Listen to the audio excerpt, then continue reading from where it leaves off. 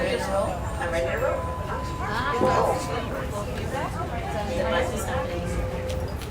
For me, is the longer looks like it's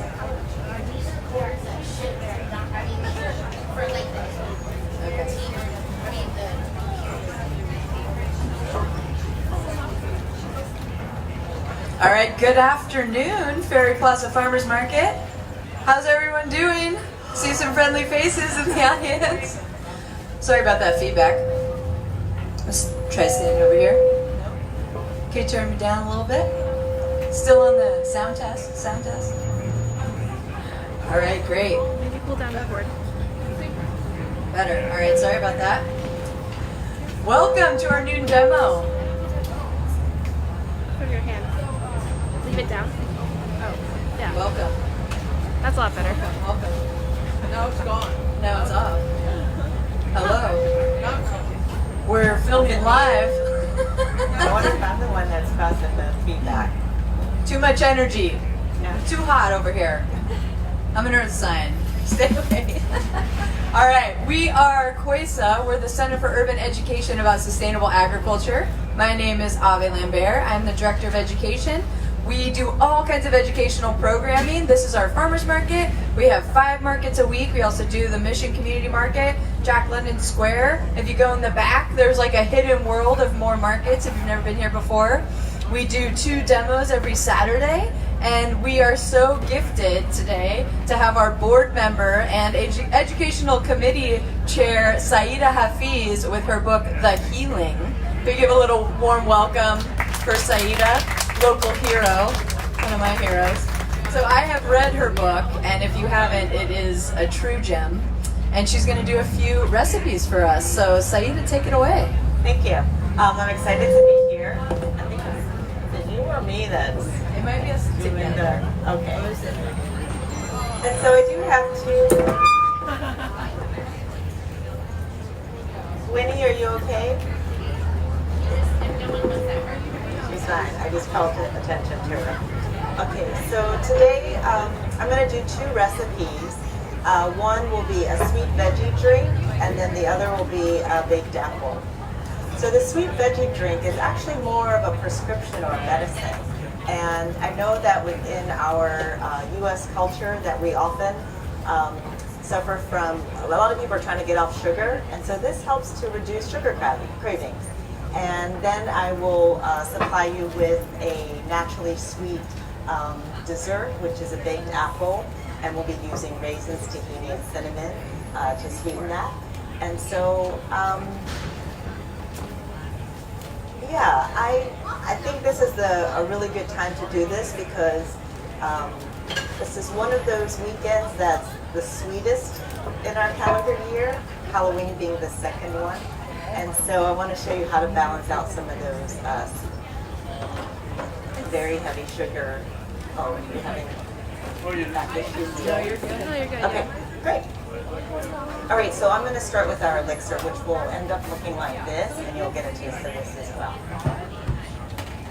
Okay, so what we do here is that we want to, we have butternut squash will be our first layer. And I know a lot of people cook with butternut squash. It's naturally sweet. And I use what's often called a poultry knife or a bone knife because our winter squashes are often very hard. So I just do a nice gentle cutting technique here. And then I try to make sure things are flat. And then do a nice cut so that we can take off the skin. But when you're baking the butternut squash, you can bake it with the skin right on. And the recipes are coming around. And also if you didn't get a business card or a book postcard, we have them up here as well. So I'm just going to cube it.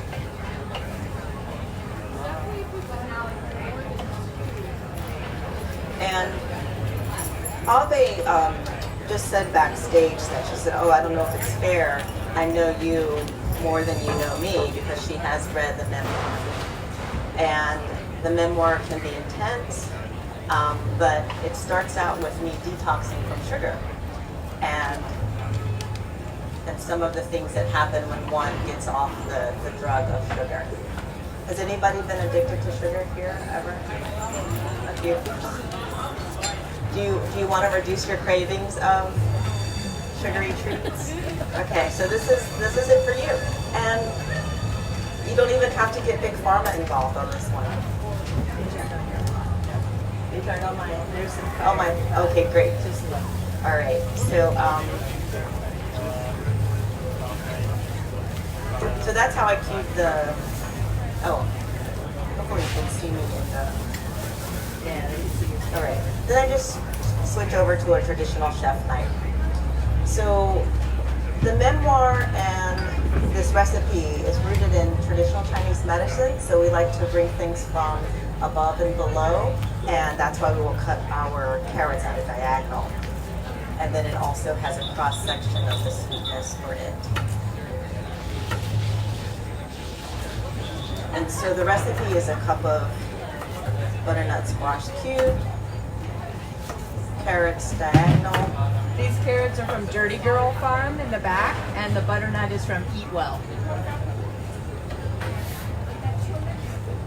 And the tulips are from, someone just asked. The tulips are from Cyprus, and they have the bulbs on. We had them in our office. They last 2 weeks. Amazing. $7. The island of Cyprus? Yes, the Isle of Cyprus. Now we're getting mythological. So, and then we just nicely shred the cabbage. And where do we get the cabbage? The cabbage is from Marin Roots. Yeah. And one of the guys in the back with all the greens. I'm blinking. Okay. And a lot of people don't think of cabbage as being on the sweet side of the savory vegetables, but it does add a sweetness to it when we bring them all together. And then I just do diced onions. And so I like to just to take the technique of crossing it.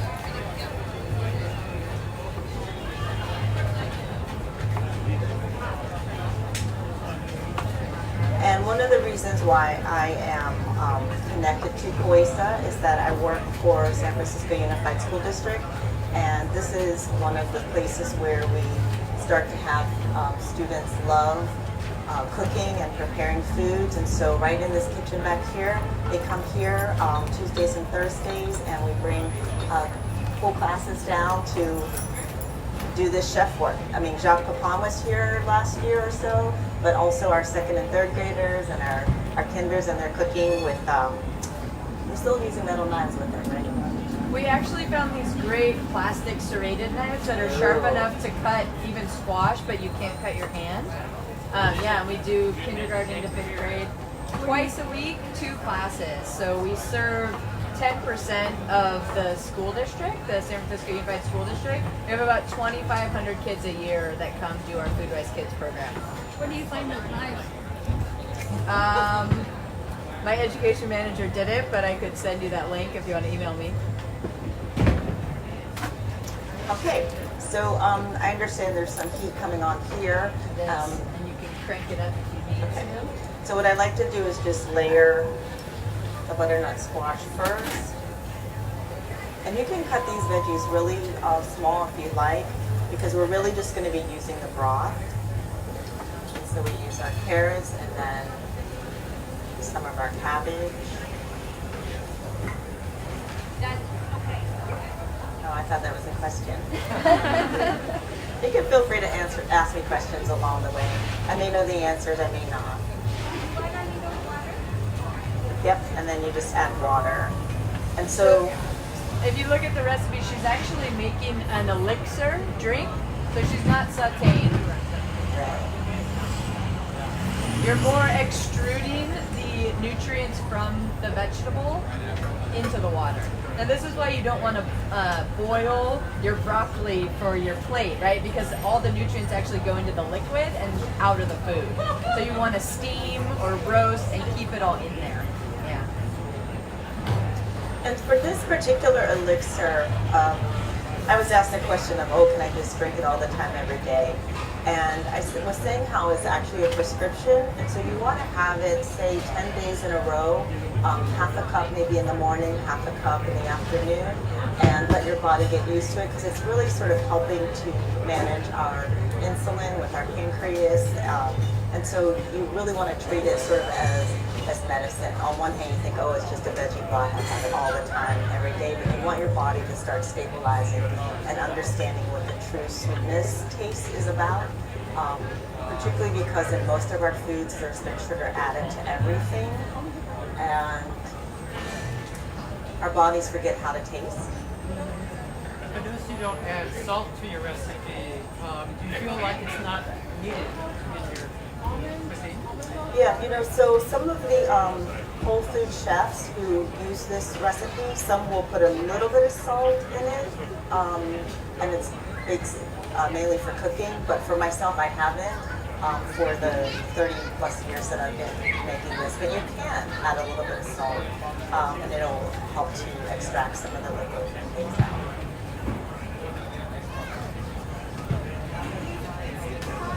Can you use an Instant Pot? Okay, so I haven't cooked yet with an Instant Pot, but one of my best friends, she's written 3 cookbooks using an Instant Pot.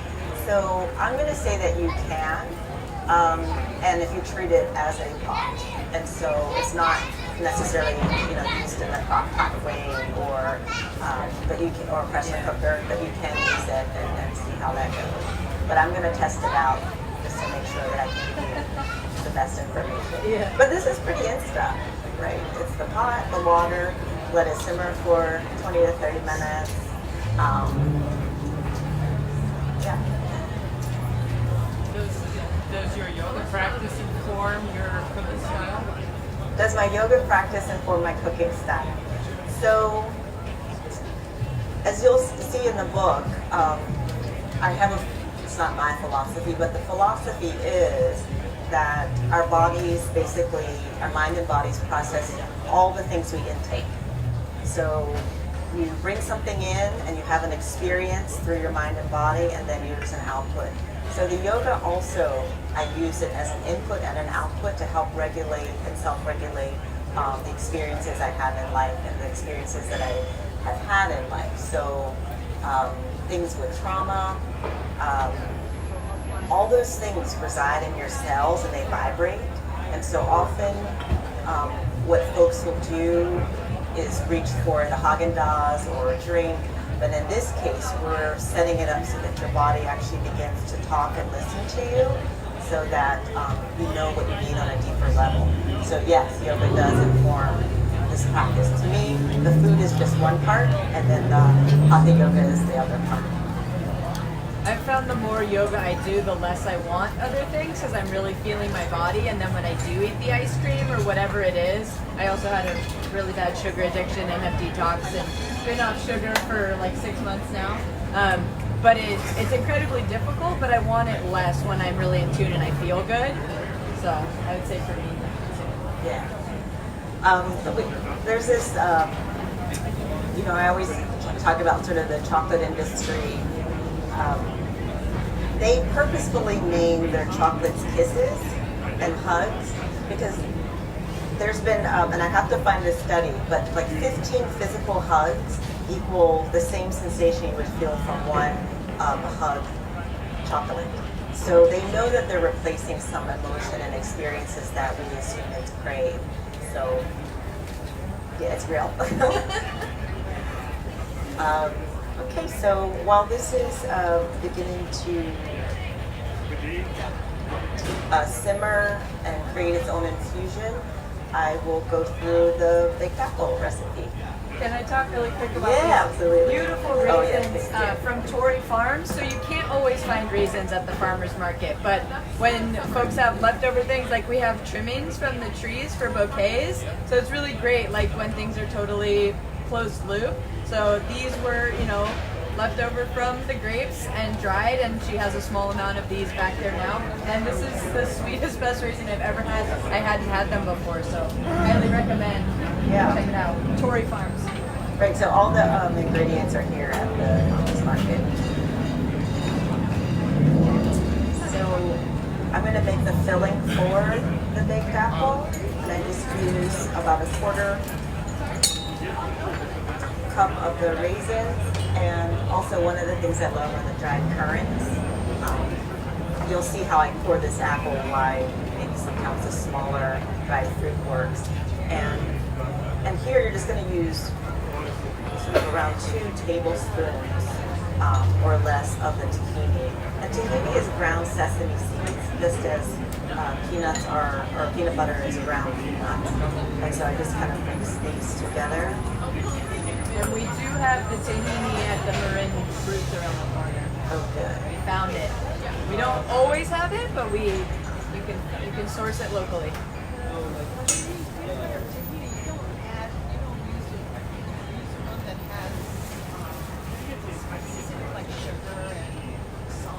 Are you asking about the tahini? This is just a basic blend of the sesame seeds and a little bit of oil, yeah. Yeah, there's not anything extra in the tahini. It really has its own nuttiness and a slight bitterness, but it's really complex and it's really creamy. If you're making vegan recipes, it adds this depth and umami and creaminess that is really unparalleled. It's one of my favorite things. Yeah, this is that I feel better than using like butter on top. It just have this tahini.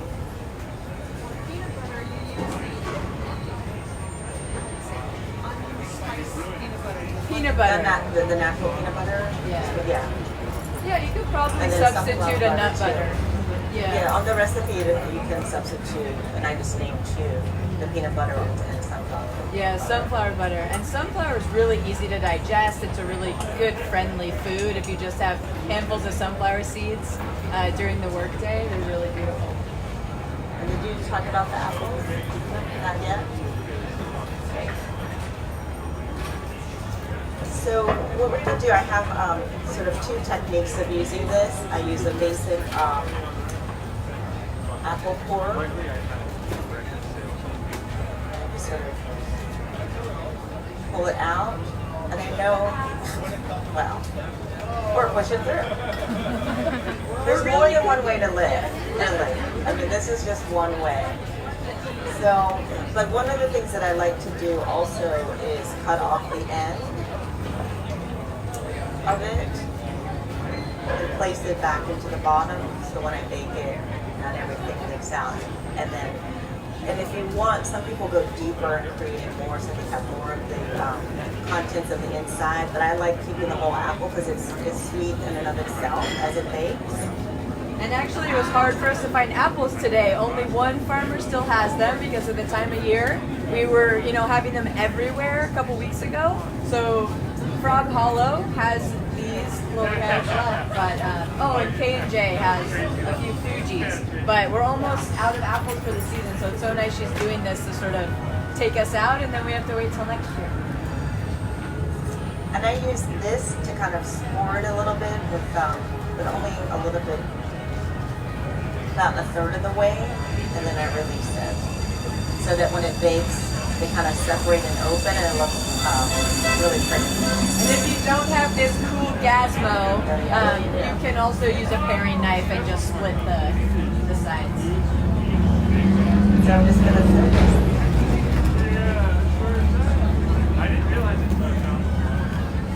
So I know that this is a dessert that folks then would like to add ice cream on top and all of those nice things. But there's some sort of cooler things, and I mean that in temperature, but maybe in also concept of like rice milk. I feel like a rice stream you can put on top of it. There's some different non-dairy if you are looking for anything.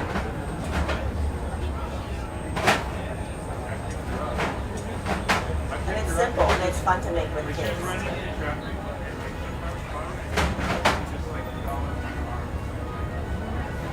So pretty. I was thinking too, dried cherries. Yeah, so you I can really eat dry love dried anything. cherries, yeah. Some people, I'm allergic to nuts, a lot of the different ones, but you can have a nut mixture with this, or sunflower seed. Like you can put a lot of different things inside. I think on the recipe I have like a dollop or a little bit of maple syrup in the mix if you want to do that. But again, back to the fact that these raisins are so sweet, it might be too much. The raisins are very sweet. They're highly concentrated. You can almost get sugar crystals as you eat them. They're like, so sorry. I'm like throwing things in your recipe. Would you use pears? Well, we all put together. It's a collaboration. Yeah. Would I use pears? Yeah, would you use pears? Would you stuff pears or any other fruit? I would. Yeah, I think some Boston pears would be really Yeah, and nice. I've even used this gadget on pears, and it's really nice. We also are bringing out some samples of the stuffed apple and the elixir, and we sliced and roasted the apples and then sort of tossed them in the filling because it took about 20 minutes less cook time. So if you're, working at home and trying to just get food out, you can always make things into smaller pieces and they cook faster. And what I like too about the whole apples when you're putting it together, you might prep these with your family on a different day and then bake them at another time, like in the morning or for dinner parties. It doesn't all have to be done that night. This is like a all at the same celebration time. piece. You could bring this to any holiday. That is true. And I'm happy to come to anyone's house and taste out your recipe just to see, how it's going. Just call 1-800-SAEEDA or pick up a number card. That's true. Yeah, you do all kinds of classes and teaching and, influence all kinds of people with what you've learned and sort of practiced on yourself. Can you tell us a little bit about your journey and what you do now? Yeah, so for me, the big question was, what is a good life? And I really started to answer some basic questions like, I should learn how to cook, and I should know how to take care of myself. And I had this big corporate job that I was doing. And so it took me on this journey of learning how to make food from scratch, which I realized I didn't know how to do. And when you start to pay attention to yourself, then and you're connected with your medical establishment, you're like, high cholesterol, that's been in my family for a long time. And then my cooking teachers were natural food cooking teachers, and so we had this really exciting way of being able to reverse different things just with natural foods. And so it felt like an empowerment. And I know that we're here today in February with Black History Month. And so I started to just really go deep into like the disparities and the access and how you can reclaim your power in your body through food and medicine, or food as medicine. And it's been a journey. There's definitely been ups and downs with it, but there's something about connecting to the earth and knowing that that's where the power is, that I don't necessarily have to buy it in a box or in a form of a small pill. I love you said connecting to the earth, and earlier you talked about kisses and hugs and chocolate equivalents. And there's also a ton of research about putting your hands in the soil and the serotonin release. So when we have kids and teens and even, humans associated with farms, we do farm tours. When you go out, and I farmed for a long time, and put your hands in the soil, there's something so human and you're so connected and it makes you so happy. So there's all these great ways to sort of facilitate feeling good, right? And it really is the connection. And for me, food is the most fun and delicious way to do that. Yeah, and I feel that it's the best and easiest way to connect to all of our ancestors in the ground. Touch it, and they're there. Okay, so that's my 2020, what do they call that? Resolution to do more hands in the dirt. So. Yeah. Get our hands dirty. And before we had Guadalupe, and we were talking about sort of the Latinx heritage, and my family's from California, I'm 8th generation, so the chiles and the corn and putting our hands in the dirt, and then making tamales with our grandmothers, and worrying about our health and our connection to ancestors, because a lot of those things got lost, right? So this is just like a celebration of beauty, and I'm so glad you're here to celebrate Black History. Yeah, I'm glad I'm here too, definitely. I forget who it was, picked up the book and they read the description, and she goes, good thing you're here. I know that you turned out all right. So I always forget that actually just showing up lets people know that, that I'm okay at the end of this healing journey. Yeah, you embody the work, right? Showing up looking good, you have good energy, like people know that this is real and true. Yeah, it's a big deal. Does anybody have questions? I was going to ask you, I know kids like salty, sugary treats. Is it hard to convince them to try different things when you teach your classes? Yeah, so what I'll say around that is, and you can jump in and you can jump in, my colleagues here with me. When kids are participating in the cutting and the slicing and making it their own, it's so much easier. I mean, I always tell this story, but I have parents all the time saying, how did you get my kid to eat broccoli? And I'm like, well, I brought it in, we chopped it together, we made, the dish together, and that was their own creation, and they wanted to try it and to taste it. And it goes even deeper when they plant that seed in the ground. And so when you're part of the system and not being necessarily, marketed or consumed to you, you want to participate. And so, and then the nice thing is over the years, students have come back to me and they would say how the act of cooking has changed their lives and how they take care of themselves better and just really started to see the world differently. And then they nudge their parents and their siblings around doing better. So we don't get tons of resistance. And sometimes I've had events where the parents will say, oh, my kid's not going to eat that. And I was saying, well, wait a second. Your kid ate asparagus with me just last week. They're like, no, he doesn't like that. And I'm like, are you sure? And then it's this sense of, too, of like how we may project what we think our kids and students like. One of my teachers, Anne-Marie Colben, who started the Natural Gourmet in New York City at the first chef school, she said if you put a buffet of healthy foods on the table and not tell kids what to eat, they'll grab to what their body needs for that time. Don't put Skittles on the table, but other things that really are colorful and really sort of speak to their heart. And kids will start to nod on stuff. And you don't even have to tell them what to eat and what not to eat. We talk about palate education, but children are actually much easier and open-minded and less in a rut or have already decided than adults. It's a lot harder to sort of get adults to buy into eating vegetables because it's like, oh, like my mom, she hated lamb because her mom always burnt it. And then my dad's mom made it, she was like, oh, I love lamb, I eat lamb all the time, right? But it's like, how do you get that shift? You really have to let people taste it. And when people grow their own food, there's so much ownership. And you see the light go on for kids and adults all the time. It's really magical. It's wonderful teaching with food because it's so powerful. I mean, we cry all the time, we laugh. You see people just turn on when they get to connect with their food. So that's how we get to taste it.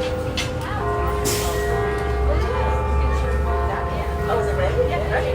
So we, by the magic of television and demoing, put this in the oven for 30 minutes.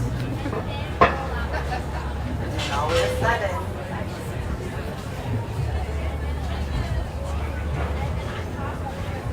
and I wanted to mention with this veggie drink, a lot of broths help us reset our bodies.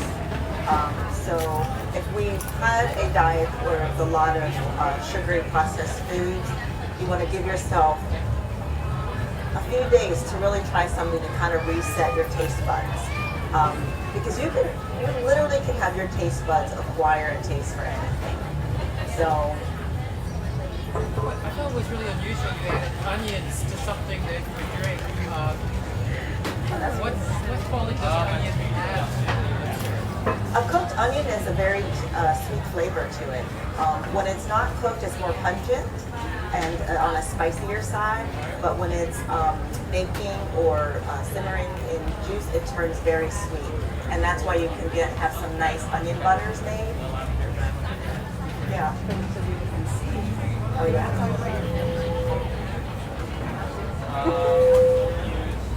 Can we see the finished Can you see the finished apple?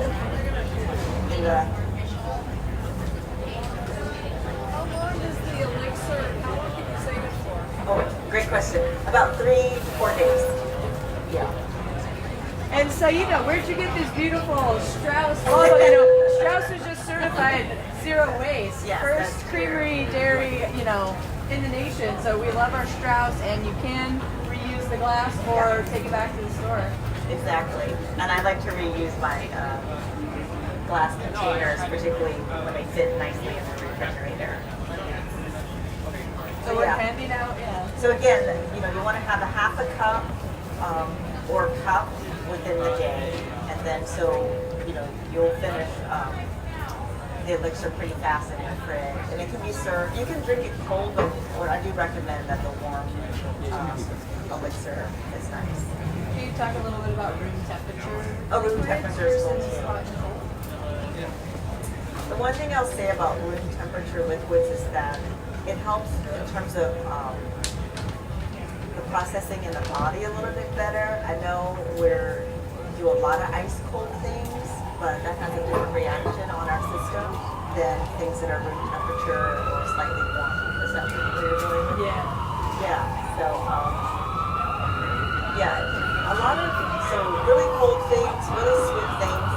Okay, I know you're thinking ice cream, and often just numb our feelings. So ice numbs us, very sweet, sugary things numb us. This helps us feel actually more alive and organic. Do you suggest drinking it in the morning? Yeah, some of the prescriptions out there is, so for myself, what I've done for years is that I'd have a half a cup in the morning, and then I'd have a half a cup after lunch. This is what I was, it was a nice replacement when I was not drinking tea or caffeine. I can't say that today, but it is it's a really good restarter for wanting your body to go back to basics. Any more questions? I also gave up caffeine, and there's a period that's quite difficult, but then you actually have much more energy and you sleep better, and then you have more energy. So I do drink green tea again, but I went from sort of coffee to black tea, and now just a little bit of green, and it's much more better. sustainable, less highs and lows, less sort of that after lunch crash, all that. And Michael Pollan has come out with a book talking about caffeine and coffee specifically, and how it interrupts this deep sleep we have at night. And even if you don't wake up, you don't go into this deepest level, and it's past the REM sleep of the eyes, and it's like just another level. And folks who know me know that I come from a spiritual background, and to me, like that's the time you can really kind of tap into the cosmos of it. And so, oftentimes caffeine will disrupt that. So, give yourself an opportunity to have sort of a cosmic flight. Yeah, I love that. Even if you go on vacation and don't drink caffeine for a week, maybe you got to like go travel around. Any other questions for Saeeda? How are the samples? How are people finding things? Tahini not too strong. Oh, do they put maple syrup too? Oh, you don't need it, right? It's sweet enough.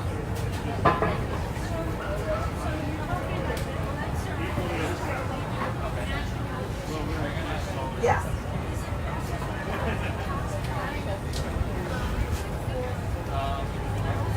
Yes, it's not quite a detoxification elixir. There's a whole other dynamic that you can use for that in terms of like daikon for the liver, that kind of thing, doing like a daikon tea. This is actually nourishing the pancreas and having the blood sugar levels become more stable. So, and it helps you reduce the craving, because when you have sweetness in your life, you don't crave it outside of your life. You know what I mean? And so it can come from the elixir. Again, we're talking about the hugs, the connection to humanity. So that you don't necessarily need the extra. Sort of a lot of different cultures, like I know particularly the Japanese diet has a lot of sweetness throughout, so you never really have like a dessert. And so that's kind of what it feels like to me. Are you coming out with a cookbook for all your other elixirs? Because you can take dandelion, and there's all kinds of great ways to detox with food as medicine. I know some cookbooks that, some Ayurvedic things that I use for recipes. What do you go to? Oh, I mean, there's a slew of them. And the nice thing in this arena is I have a lot of friends who are writing books and coming out. There's one, it's A to Z. I'm trying to think it's A to Z. Her name is Elise Collins. And so she has a lot of nice elixirs. And I think it's like A to Z Natural Foods or medicine. I don't remember that. But it's really delicious. So, and it's just for a lot of different things based on your organs and how you want to feel. So that's one of the things that I do too. I personally haven't planned on coming out with an elixir cookbook, but you never know. This particular book is for sale in Book Passage today, and I'll be going over there if anybody wants to purchase and or get their book signed. So that's. Yeah, join us at 1 p.m. over there for a book signing. Maybe in the future we'll have recipes for the healing.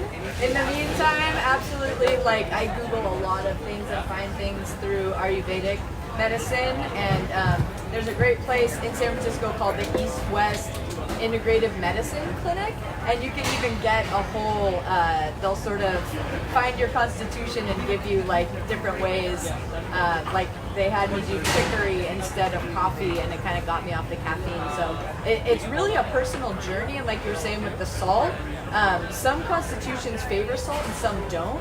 So maybe some folks do want some Himalayan salt or some local sea salt, and some absolutely do not. So it's really like a hot and cold and a very personal thing. So I would highly encourage people to go check out and learn about your own sort of ethnographic makeup and diet, because Norwegians really do need a lot of fish oil. There's just something about the way we've all co-evolved with plants and things around us, and then where we are now. So you can kind of find where those things meet and eat to your own health.